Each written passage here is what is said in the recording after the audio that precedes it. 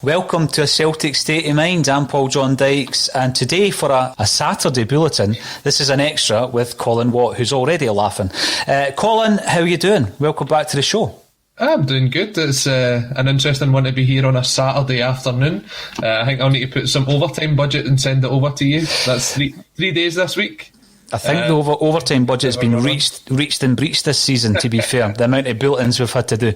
But yes, I just looked at this weekend with no fixtures and thought it would still be good to have a bulletin. Let's have a general kind of overview of where Celtic are. We've spoken a lot, Colin, about the coaching setup, the whole structure of the football department, whether or not there's going to be a director of football, and who is going to be the manager of this side. We'll talk about that near the end of the actual bulletin, which will last about 45 minutes this morning, Colin, as well. But really, it's to try and show the magnitude of this rebuild that whoever's going to be in charge of Celtic is going to have to face. And you know, let's have a look right through the squad and what quality do we still have? What are we going to be left with? Who are we going to retain in terms of loan deals? Are we going to bring any of our loanees back to the club? And we'll go position by position to see where we're going to be at the end of this. Let's start off with the goalkeepers now. When I look at the goalkeeper situation, I think back to maybe August last year when you and I did a lockdown podcast. It was the first lockdown, wasn't it? Mm-hmm. And we were talking about the future of Craig Gordon at the club. And you said, you know, at that time, I've got to say now, you were right. Keep Craig Gordon at Celtic, offer him a coach's position, and whatever happens after this, even if we manage to get in Fraser Forster at that time, Gordon's experience would be pivotal for Celtic going for the 10th league title in a row. Yep. We know it didn't happen. Was the failure to capture Forster the beginning of the end for Neil Lennon, the fact that he wasn't getting his first choice players in, do you think, Colin? I think what the kind of main issue was we're going with something that was untested this year, and you can see now that we went back to Scott Bain. It's a case of tried and tested with him. Fraser Forster, you knew what you were going to get off him. Craig Gordon, you knew what you were going to get off him. And bringing Barkas in, as we say, there's been a lot of players, not just at Celtic but across all the leagues in Europe, that have moved to a new team during this pandemic, haven't been able to settle into their teams, and you've not seen the best of them. Take a look at Chelsea are playing just now. Timo Werner, a fantastic striker, but he's just never been able to settle into that Chelsea side. And you can name countless other players across Europe who are in that same scenario. So, yeah, I think we needed something that was tried and tested that we could rely upon this season. And for us, Barkas just hasn't been that. Well, of course, as you mentioned there, we bring in Barkas, who apparently was the second choice. We had scouted him for a number of years, by all accounts. He came with a fairly high pedigree, international for Greece. We had faced Barkas in Europe when he played with AEK Athens. But, as you say, it's simply not worked. I think there's been a whole range of reasons. One of the big reasons that we spoke about previously on the podcast, Colin, was the fact that Barkas and Ajeti didn't have the normal introduction to Celtic. But it's the same for any player, obviously, moving cross-country, if you like. It's the same for any player. They're going to move into an environment where they don't have the same off-the-field kind of camaraderie that they might have, whereby they're integrating not only with their teammates but into the society that they've moved into. They've not been able to integrate into Glasgow. We know that Ajeti has been, until recently, certainly staying in a hotel. So it's been very difficult for the new players coming in. So with all that, taking all that into consideration, Colin, does Barkas, this is one of the bigger questions really, does the £5 million, which is a record fee for a Celtic goalkeeper coming into the club, does he have a future? Because I posed the question during the week there, Colin, why don't we play players like Barkas and Ajeti between now and the end of the season for the remaining league games and any Scottish Cup games that we participate in, and let's have a right good look at them and see if we are able to salvage anything from the £10 million investment. Yeah, I would agree with that. And I think I mentioned it when I was on the Bulletin on Wednesday, that I wouldn't be surprised to see Barkas start against Rangers in the next game. I think Kennedy's now looking to players that are going to be there next season to see what you can get out of them. And as we go through the 4 goalkeepers that we do have, for me, I think this will be Bain's last season in a Celtic jersey. Right, do you think he's been kind of unlucky as a Celtic goalkeeper? He's come in a real difficult period this season. I mean, we know that he played under Rodgers and he played under Lenny. He's now playing under Kennedy. His Celtic career's been a bit stop-start, hasn't it? I mean, I think he's a good shot stopper if I'm looking at his attributes, Colin, but I don't think he commands his area. And like all the goalkeepers we have, I think that he's one of these guys that if you're 1-1 up, if you're in a game and it's 1-1, and he's been pounded at the back, I wouldn't be 100% confident that Bain would be strong enough, not only from his goalkeeping position, but obviously to rally the defence as well. It's been difficult for all the goalkeepers. You don't think Scott Bain has a future at Celtic? No, I don't think so. I mean, you've got to remember this is a guy that was brought in as a loan signing for the third choice. He was the third choice goalkeeper who eventually, through a number of reasons, was brought in to be the Celtic number 1. But there was absolutely no way that he was brought in to ever be a full-time Celtic number 1. He was brought in as a stopgap, and now we find in the position that that's where he is. He is the number 1 just now. Again, if you're looking to strengthen the team, then that means that Bain isn't going to be the first choice. You want him to go back to being the third choice. So you want Barkas to be at least second choice if you're going to bring another goalkeeper in. You want him ideally to be the first choice because you've spent that amount of money on him. But if you're going to maybe try and bring someone else in, the two of them should be fighting for the jersey. And that would make Bain the third choice goalkeeper. Now, you've just offered a new contract to Conor Hazard as well. I don't think we'll be going with 4 goalkeepers, and for that reason, Bain will want to continue to play football. He's been playing regular football now at Celtic for the last 18 months or so. I think his time will move on, and he will probably move on to another club this summer.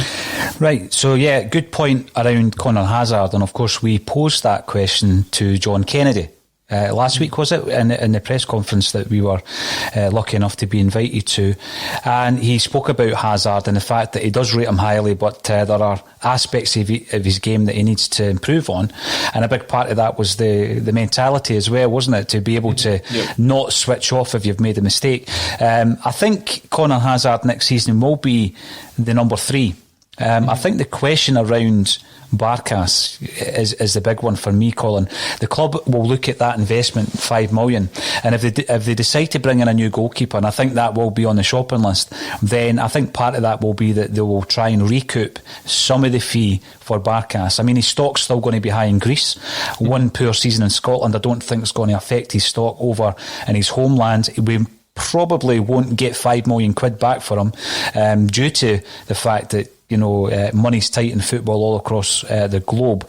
But if you were able to get 2.5, 3, and I know that's a big loss, but if you were able to get 2.5 or 3 for Barkas, invest that in the new manager's first choice, don't you think that would be a better move? I don't know. I'm taking a look at it here. Now, obviously, we knew we were coming on here to discuss this, so I've took a look at the players' ages when their contracts are going to expire. And if you take a look at Barkas will be 27 at the end of this season, with a contract expiry of 2024.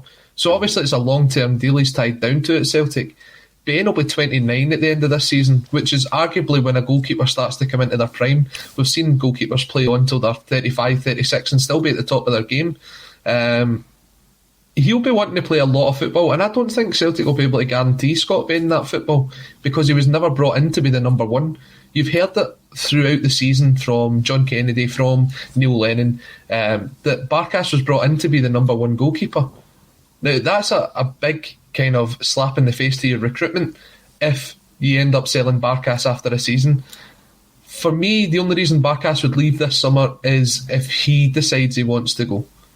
I think Celtic will do everything they can to give him at least the pre-season coming up, and then make their decision. I think if a new goalkeeper when the new manager comes in, and they looks to bring in a new goalkeeper, I think Scott Bain will be the one that loses out, just because of, one, it probably is his age at the club. You're looking at Hazard's only 23. He'll be the number 3 choice. You don't want to be a number 3 if you're 29 years old. And also the investment that we spent on Barkas in the first place. Someone will try and get that back. Well, I think that's going to be an interesting one, Colin. It really will be an interesting position, because at 29 for a goalkeeper, that's not really that old. I mean, he's almost got 10 years on Craig Gordon, who we've just spoken about as well.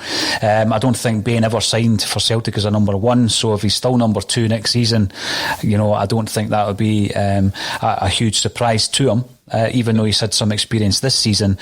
But we'll wait and see about Barkas. I think of the 2 big money signings, if you were to ask me, and we'll get to the strikers, between Barkas and Ajeti, which one I would keep, I would actually go for Ajeti, and I'll explain that later on. If I get a good enough offer, I'll be taking it for Barkas, if I was the new guy in charge. Either way, whatever the permutation is going to be, I think out of the 3, the one that's guaranteed to be here is actually Conor Hazard.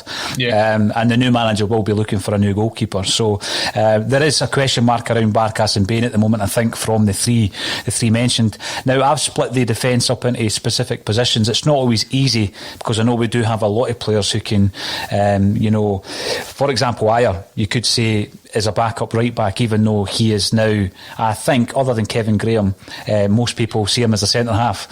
So right backs at the moment, what we've got is Tony Rouston, John Joe Kenny, and I'm going to throw in Leo Connor as well, because I want to look at the entire squad. I know he's out on loan. He can play central defence or right back. International cap for Ireland already. He's been out on loan to Tranmere Rovers. We've got John Joe Kenny in from Everton. I wouldn't call it an emergency loan deal, but we were down to one right back, with Chris Ayer obviously being covered, and that one right back was Anthony Rouston. Rouston, at his age, Colin, hasn't had enough first team football, certainly for Celtic.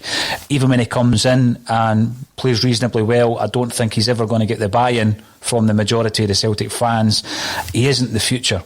He's not even, I don't think, the backup next season. And the reason I say that is for the betterment of his own career. He can't be sitting at Celtic, Colin, and getting 4 or 5 games a season. I know he's had a couple of loan deals out at St Johnstone and Dundee United. I think we just cut our losses on Anthony Rouston. I'm pretty sure he'll get a club elsewhere, rather than setting up another season-long loan deal, Colin. But then that really leaves us with Leo Connor as our only right back, because I can't see us keeping Kenny either. I mean, that's a very short-term deal, John Joe Kenny. What's your thoughts on the right back? The 3 that we have, how many more do we need to bring in? I just want to bring up the goalkeepers. There is actually 4 goalkeepers at Celtic. Ross Doohan is the 4th goalkeeper, and his contract's actually up next summer. I actually think he will move on in the summer as well. So our 4th choice goalkeeper will probably move on as well. Looking at the right back situation, you've got John Joe Kenny, only 24 years old, potentially available for £5 million. I think that would be a fantastic buy if it was something that Celtic could afford and could bring in as part of this rebuild. I think his performances since he's came in have been very impressive. They remind you a lot more of a Mikael Lustig type right back as opposed to a Jeremy Frimpong, and he can certainly get up and down that line very well. Anthony Rouston, 22 years old at the end of this season, and he only have 12 months left on his deal.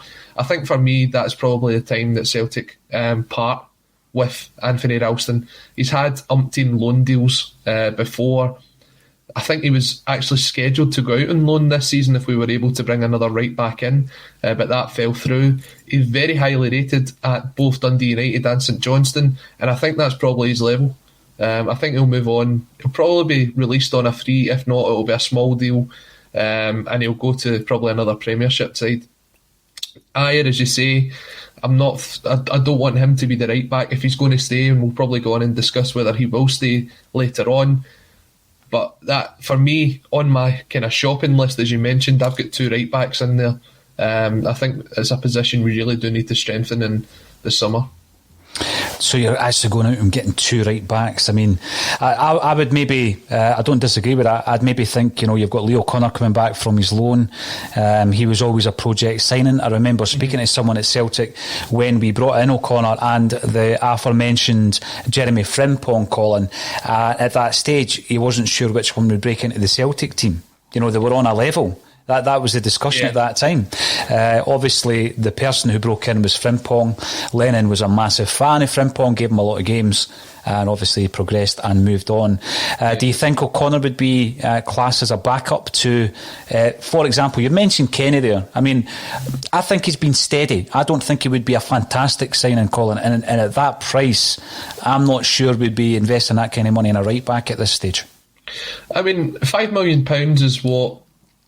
It's almost the going rate nowadays when you look at the kind of quality of that player. I mean, Kenny, obviously an international with Ireland. I know we'll go into the international debate when we get to the likes of Shane Duffy at centre-half position and what you get for that kind of money.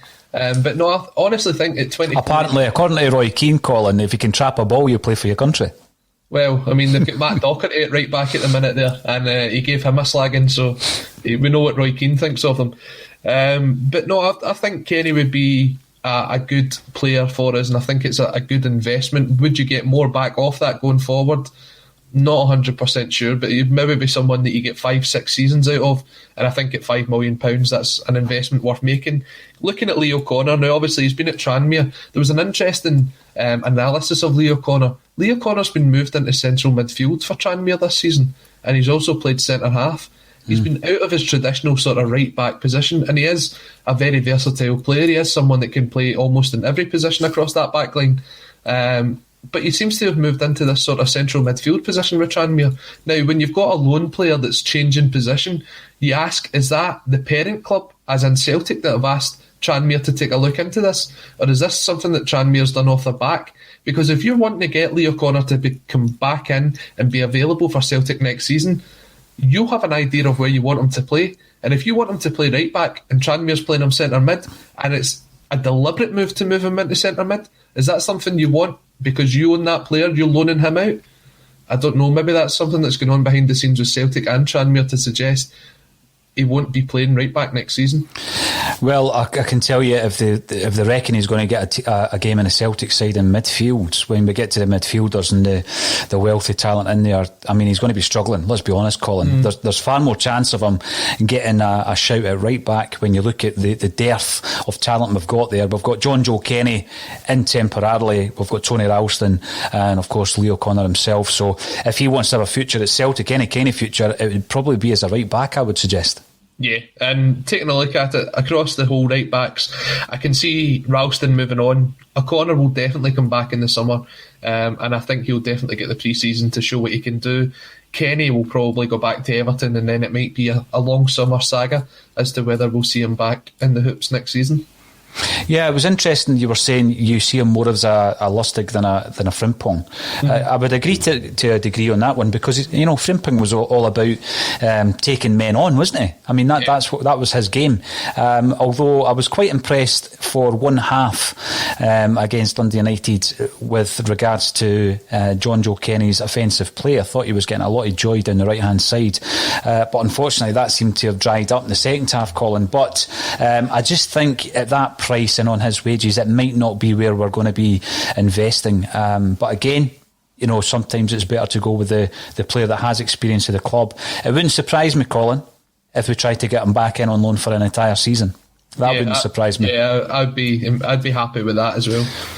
That we move on to the left back situation, and we've spoken again about how difficult we've found it to bring in a replacement or anyone to wear the jersey since Kieran Tierney left. We've brought in Diego Laxalt, Wally Bolingoli and Greg Taylor, all currently at the club, although Bolingoli I doubt would be recalled for action. If he's ever recalled, it'll just be for training until we get another loan deal or a permanent transfer, I would suggest. Yeah, and I think he's also out injured at the moment. Did he not have a serious leg injury whilst playing for Istanbul? So I'm not even sure he'll play any more games this season at all. I know. I remember, was it on his Instagram, I think he had a wee picture of himself in the hospital bed, and the Celtic fans were really, sympathetic towards him. But I don't think he has a future at Celtic. Greg Taylor, at this moment in time, obviously he's injured. He had got that, I'm going to call it a number 3 jersey. It never is a number 3 jersey. It's a number 3 shorts. He had got that position and he got a run of games there that he needed, Colin.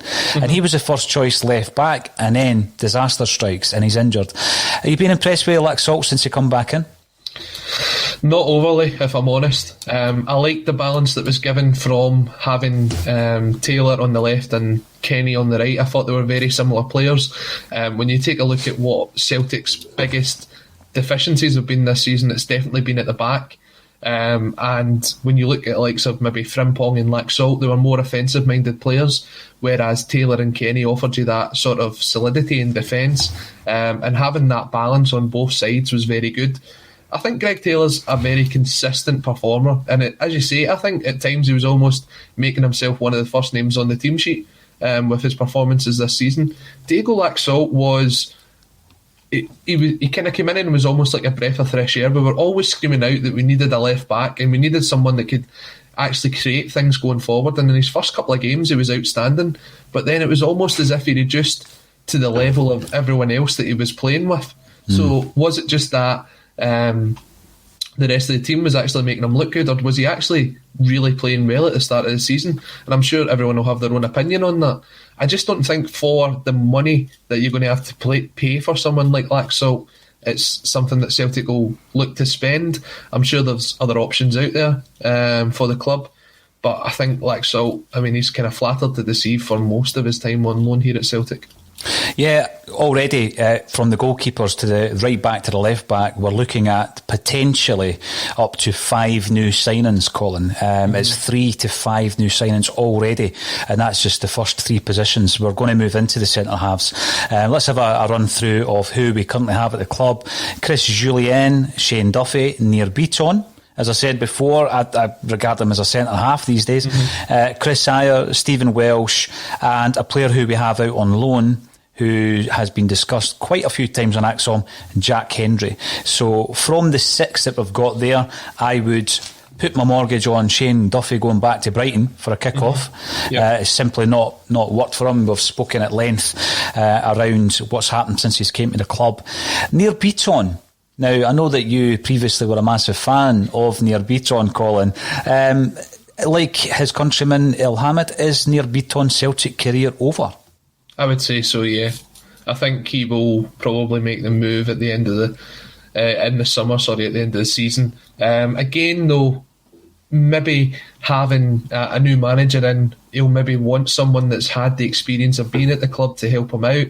He might not move right away, but I think over the first season of the new manager's reign, I can see someone like Nir Bitton moving on. Someone that wasn't on your list that I think might come into contention as a youth player for next season is Leo Helge. Probably pronounced that terribly, who's on loan at Ross County at the minute, getting some first team football. Yogi took him up there. Only 19. Signed as a 16-year-old from Rosenborg, and still has another 12 months left on his deal, at least when he comes back. I think there's an option for Celtic to get another 12 months out of that. Someone that's playing regular football in the Scottish Premiership, if you can bring him back into the Celtic fold, that's exactly what we're crying out for these players. You wanted guys like Stephen Welsh, who was on loan at Morton, to actually play in the league above, so that when you have to bring them in to play the likes of a St Mirren, a Hamilton, a Ross County, it's something that they're not it's something they've got experience about. It's not a big jump for them. So we should be loaning players out to teams like Ross County. And I'm excited to see what Helge can do going forward. 17 years of age, Norwegian. Obviously the big question mark will be around our fellow Norwegian and Chris Ayer. Unfortunately, he's the one player out of those noted that may be on their way, Colin, that I would love to keep. And I actually think looking through the squad in this way, it actually shows you that we need to. I mean, Chris Jullien, for example, he's out until October. Right, so he's injured till October. Duffy's going to leave. We reckon Nir Bitton's time will come to an end. Chris Ayer is reportedly on his way this summer, which would leave us with Stephen Welsh. And as I said, you've thrown in a 17-year-old who's getting some game time under John Hughes. The only other player we've got is Jack Welsh, Jack Hendry. Who's Jack Welsh? Who knows? Jack Hendry. It's a new signing. Yeah, possibly. Who has obviously gone over to Belgium and he's found a bit of form. They're talking about a £2 million release clause. I don't think we're in a situation at the moment to turn our nose up. And now, again, there's going to be fans screaming at this suggestion that we bring back Jack Hendry.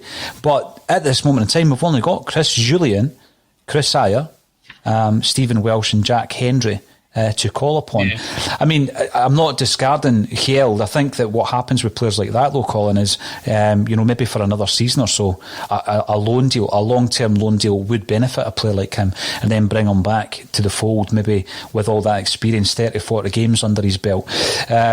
Let's have a look then. What do you think centre-half wise? We're going to lose Chris Ajer, aren't we? There's a question mark round near Beaton. How many centre-halves do we bring in? Because at the moment it's looking like we need 2 at least. I think if Ajer does go, you need 3. And if he stays, you need 2. I've always said you need 4 centre-halves, and I said this at the start of this season. I said it in the January transfer window, and I'll keep saying it until we actually get it. We need 4 centre-halves at the club. Stephen Welsh, I'm happy enough to be in as the sort of 4th choice centre-back. 4th choice, is that not a bit harsh? Well, you're looking to sign probably a better standard of player. What I've seen from Welsh is there's a lot of mistakes in him. He does win quite a lot in the air, and I know that Celtic fans have really taken to him this season. But I mean, there was times against Aberdeen where you see the ball kind of running through his legs, and you see him kind of getting out-muscled by strikers. And do you know what? He's going to develop that more as he gets more game time at Celtic. But at the minute for next season, I wouldn't want him getting in as maybe 2nd or 3rd choice centre-half. I want him to come in the same way that you throw Near Beaton in at centre-half now.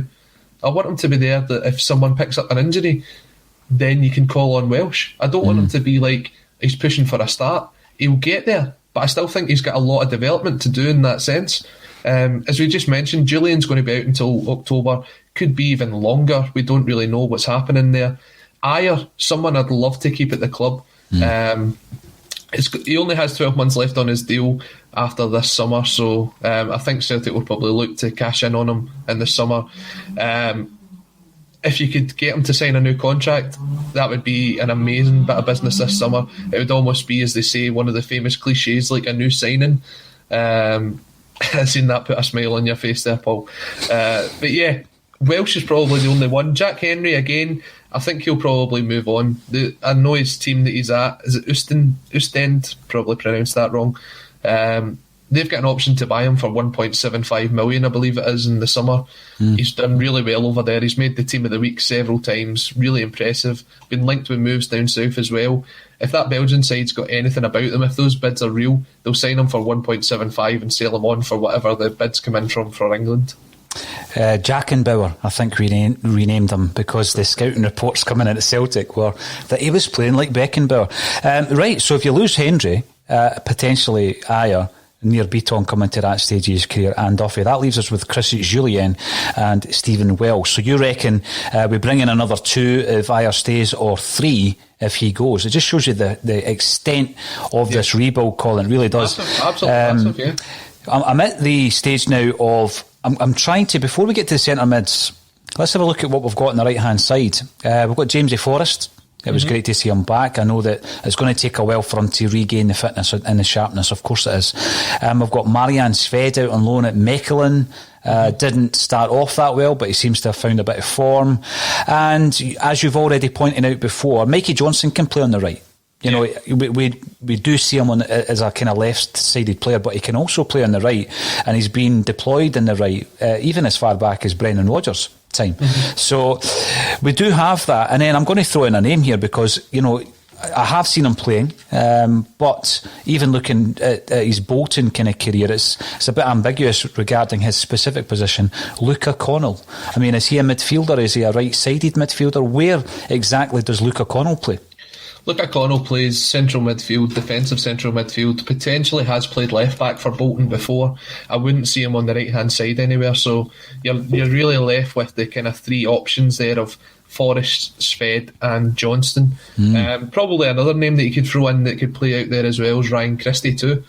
But then will he still be here when we start next season? Do you even put in the list Dembele? Because no, I think we're all resigned to the fact that he's going to be going. Yeah, he's gone. I mean, when I looked at the youth players, Karamoko's gone. Armstrong Ogoflex, his contract's up in the summer. He'll be going as well. The only one that I would be interested seeing coming back that we've maybe not quite seen round about the squad yet that potentially could have a future is Barry Coffey. He's out on loan at Cliftonville at the minute. I'd be interested to see what he could do in the summer. So right-sided players, Colin, we were kind of calling out for backup this season. Do you still think we need to bring in a right-sided player? Yeah, definitely. So another one. And on the left, again, it's not as though we have a wealth of talent on the left-hand side. At the moment, you're looking at Mikey Johnson. We've seen other players deployed out there, like El Yunusi, who's only in on loan. I mean, who else? Who else can play wide left for us? That was a struggle when I was looking at it as well. Again, Christie's someone that's played on both of those sides. We'll take a look at him. Probably most people see him as a central kind of attacking midfielder. I've seen suggestions of trying to play Turnbull out there. I think that you take away his creativity if you do that. Callum McGregor's done it before. But yeah, you're very limited out there. And if you take El Yunusi away as well, then who do you have there? I think that's a position you probably need to bring at least one, if not two players in there, a permanent and potentially a loan deal to back that up. Yeah, and I don't think we're going to get another loan deal on El Yunusi, so would you... We've already spoken about John Joe Kenny. There's a player you're familiar with. We're far more familiar with El Yunusi. Would you make the deal permanent, or is it time for a change there? I mean, he's inconsistent. He's not scored for, I think, he's scored plenty of goals, but he's not scored for ages. He's scored one goal since, last year. And he is inconsistent. And we've seen the best and the worst of El Yunusi. And I don't know if I would be investing £5 million and bringing him in permanently. I think if the money's right, it's definitely an investment Celtic should look to make with El Yunusi. Even just watching that game against Dundee United the other day, you've seen the work rate he was putting in there. He was really, really trying. It was just one of those days where Celtic could still be playing right now and not have scored. The amount of chances we had, and Seagrass was doing well in goal. A lot of the shots were straight at him, but you've seen even what can happen to a Celtic goalkeeper this season when a shot's straight at him. Of the 4 loan deals, I think El Yunusi's one that we could potentially see next season. I don't think he's got a career at Southampton. I also think Southampton do have the potential to go down from the English Premier League this season. If that's the case, they'll probably have to clear out a lot of the players in there, and El Yunusi could come at a price that's maybe more affordable to Celtic's budget. Good point. Excellent point. Well made. What do you think of the rumours of another English club? Just while we're here, actually, Sheffield United parting ways with their manager instantly. He is the favourite to come to Celtic. It just shows you how fickle these things are, isn't it? Well, the thing that surprises me about the Chris Wilder thing is when we've mentioned the name Eddie Howe, a lot of people say, he's got no European experience, he's won nothing, and then suddenly Chris Wilder becomes available and there's so many people throwing his name into the hat. It just seems to be the case when any manager loses their job at the minute, knowing that the Celtic job's available, it's like, we'll link him with a Celtic job. I don't think he's probably the kind of manager we're looking to bring in this summer. He's also the same manager that thought it was good money to spend £20 million on Ollie McBurney and almost the same on Ollie Burke. So if that's his transfer record, I think I'd rather keep him away from Celtic. But rumours, if you believe them, that Neil Lennon will be the new Sheffield United manager. I don't know why, but I think Sheffield United have got the wrong side of the deal if that's the case. I was interested, surprised that Neil Lennon was linked to that particular job. I mean, going back to Ollie Burke, I'm delighted you brought him up. Born in Kirkcaldy, fellow Fifer. I threw out the question. I wasn't making it as a statement. I asked the question, in terms of accumulated transfer fees, isn't Ollie Burke the most expensive footballer in the history of football? Probably in the history of Scottish football. That's what I mean. Scottish football, obviously. Doesn't it? the most expensive Scottish footballer in history. Tell me someone who's had an accumulative transfer fee that beats Ollie Burke. That's how interesting that is, that people would spend £15 million several times on the player. But yeah, I agree with you. No, I'm not interested in Chris Wilder coming to Celtic. It takes us to centre midfield. We've got loads and loads of central midfielders. You've now thrown Luke O'Connell in there as well for me. But Scott Brown, obviously there are rumours flying, quite strong rumours in relation to Brown teaming up with Stephen Glass at Aberdeen in a player stroke assistant manager role.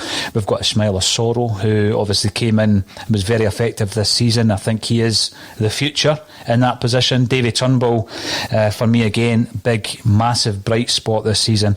Ryan Christie, I know that you have a love-hate relationship with Ryan Christie. I'm a big fan of Christie, but I do think he will move on this summer. Tom Rogic, another player who I think is on his way out this summer. I would suggest that, and tell me if I'm wrong. Callum McGregor. You've also got players like Ewan Henderson, Scott Robertson, who's out on loan again, Olivia Ncham, who's out on loan, and there's no guarantee that's going to turn into a permanent deal, Colin. Wow. The only other name I've seen actually on the squad lists was Manny Pires, but I think that was probably going to go the same way as Andrew Gutman in terms of... he's gone. He's on his way. He's gone. As is the youngster Cameron Harper that played against Hibs that night. He's gone.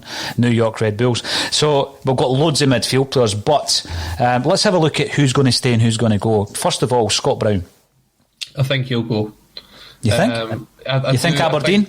I think if that opportunity comes up, and I know Stephen Glass is very highly rated. I actually work alongside someone who's a big Atlanta United fan, and when he was in Greenock. No. Is he part of the Greenock Supporters Club? No, it's a global role here, Paul. It's a bit of global work. But no, when Stephen Glass was taking over, I'm trying to remember who it was. It was one of the De Boers, I believe, he took over from Atlanta United. And he managed to guide them into a fairly decent position, considering the shambles that they were left in. Now, if Stephen Glass takes over at Aberdeen, we know there's a connection there between Aberdeen and Atlanta United. I believe there's one of the biggest investors in Aberdeen actually is also an investor in Atlanta United. They're partner clubs. And one of Aberdeen's biggest signings over the last few years, Ronald Hernandez, is actually out on loan there at the minute, a Venezuelan international. That's one of those answers you're going to get at a quiz in the next 10 years, one of the last Venezuelan internationals to play in Scottish football. So remember and write that down. But no, if that opportunity comes up, it's a chance for Scott Brown to extend his playing career, maybe playing more regularly at Aberdeen than what he would be at Celtic next season. I know he's looking at his coaching badges. He was involved in the reserve team a couple of years ago. I think it's a good opportunity for him. And if it does come up, I could see him moving on. If he stays at Celtic, I think it'll be in a sort of Tom Boyd, Paul Lambert kind of role where he's the captain, but he's not the playing captain. He's the captain of the squad behind the scenes, and you turn to him for maybe cup games or for kind of if you're playing 2 games in a week and one of them's against like a St Mirren or a Hamilton, then you turn to a Scott Brown. I've got concerns about letting Scott Brown go, I've got to say. And I think it's when we're going through the squad, Colin, the amount of players that are going to be leaving, I think there are real kind of cornerstones of this team that you need to keep. I wouldn't expect him to start 30, 40 games next season. He's probably going to start 15 to 20 games. But as you say, that influence on the training park, that influence in the dressing room, I think that's vital for a club like Celtic. Certainly for a club that is in transition. You need to have the players, Well, when you take a look at it, Scott Brown will be 36 at the start of next season. If you keep the squad exactly as it is right now, then the only other players that will be in their 30s is Lee Griffiths. Scott Bain will be 29. So it just shows that we do have quite a young squad there. Yeah. And having that experienced figure wouldn't necessarily be a bad thing behind the scenes. But I think if Brown wants to maybe play on till he's 37, 38, and he sees the opportunity to get into the coaching side of things, that opportunity at Aberdeen would be one that I think he'd seriously consider. And it's mental to think that only a couple of years ago we were saying that Scott Brown could be playing out the rest of his career in Australia. Just wonder where that would have ended up. Yeah, I mean, I think Ollie Ncham obviously has been, I'm not going to say found out, but there have obviously been French reports suggesting that Marseille will not make that move permanent, even though they have the option to. He'll be back at Celtic, but I still think we'll find a move for Ncham. Yeah. Chris Christie obviously wants to. I say obviously. It's suggested that Christie wants to go. I don't think we're going to see the Tom Rogic of old, Colin, on a consistent basis. And if we can get a good enough offer for Tom Rogic, he'll be gone. As you say, Manny Pires, players like that kind of project signing, we're beyond that at the moment. Ewan Henderson, Scott Robertson, what's your thoughts on that? Will they benefit from further loan deals next season? Well, if you take a look at it, Henderson's only got 12 months left on his deal come the summer. He's only 21 years old, but I think he is someone that will probably move on. I think they'll take a look at the career that his brother Liam's had and say that he could maybe do something similar. I think he will be one that if he isn't going to be guaranteed playing time next season, he'll definitely move on. Scott Robertson had a great loan spell down at Doncaster for the second half of this season. I think he'll be one that's very highly rated amongst the coaches at Celtic, and one that will be given the chance to show what he can do in the summer. The only other one that maybe comes up into that consideration is Kearn Mcenroe. Now, his contract's actually up this summer, and he's been playing very well for Dunfermline. I don't know if it's maybe worth giving him another 12 months just to see what he could maybe break into the side under a new manager. But if not, he's going to be a great pickup for maybe a Premiership side this summer. My Dunfermline compatriots through in Fife are raving about McEnroe, absolutely raving about him. So if you're looking at players maybe like McEnroe and Robertson staying, they're going to be backup players. They're potentially going to be loaned out again if we do keep players like that. Roderick's on his way, Christie potentially on his way. In your eyes, that would leave us with Ismaila Soro, David Turnbull and Callum McGregor, plus a couple of young guys, because you're thinking Brown might be on his way. So how many central midfielders then do we need to strengthen the squad with, Colin? Well, taking a look at it, I reckon we'll still have Soro, Connell, McGregor, Turnbull and Robertson, potentially even McEnroe. I think if you look at it, it'll depend on the formation that we look to play next season. If you're going with a 3-5-2, I think you probably need one, maybe two additional centre midfielders. If you're going for the 4-2-3-1, I think you're almost set up for that position. I'd be looking for a number 10 in that case. Someone I'd love to see us pick up, and I believe he's actually available right now to sign a pre-contract, is Alan Campbell at Motherwell. I think the guy's got a really big future ahead of him. He's obviously played alongside Turnbull before, and I think he could be the next Scott Brown in that position. He plays the sort of box-to-box the way that Brown did in his younger years, and I think as he develops he'll drop deeper and deeper into the pitch, and he offers a lot. If you had the choice between him and Ferguson, for me it would be Alan Campbell. Would it? Interesting. One player I disagree with you on is Luke O'Connell, Colin. I think that if he was ever going to get a sniff at this Celtic side, it would have happened post-Dubai, when we were down to the bare bones of the team, and he didn't. I mean, the biggest surprise for me was Cameron Harper. You know, he came in from absolutely nowhere, played a game. If Connell was anywhere near first team level, he'd have got a game against Hibs or against Livingston for one or both of those two games. I don't think he's going to be at the club next season. Well, he only turns, I think he's 20 when the season starts next year. His contract runs till 2023, and I think the unfortunate thing for Luke O'Connell was the players that were available to play centre midfield in those games. He was on the bench, he was an option there, but you still had McGregor, you still had Turnbull. There were still players that could play in those positions, and he was just unfortunate. I mean, if he was a striker, he would have been guaranteed the game, the way that it ended up against Hibs and against Livingston. So he just seems to have this kind of rotten bit of luck, but he is only 20. He's still younger than Henderson, he's still younger than Sorrow. I think there's still probably a future there. I think he gets a fresh chance with a new manager coming in, and if the coaches, I mean, every coach that you've heard speak about him has ranted and raved about him, so there has to be a player there. We shall see. Strikers. Now, at the moment, we have Edouard. I'm just taking it as read that Edouard will be on his way from Celtic. I mean, I'm not taking it for granted as such, but I would be massively surprised if Edouard was in a Celtic jersey next season. We've got Lee Griffiths, Ayeti, Klamala, and we've also got Bayo. I'll give you my take on the striker situation. We lose Edouard. I think it's time for Edouard to go, and hopefully we're able to get the right money for him.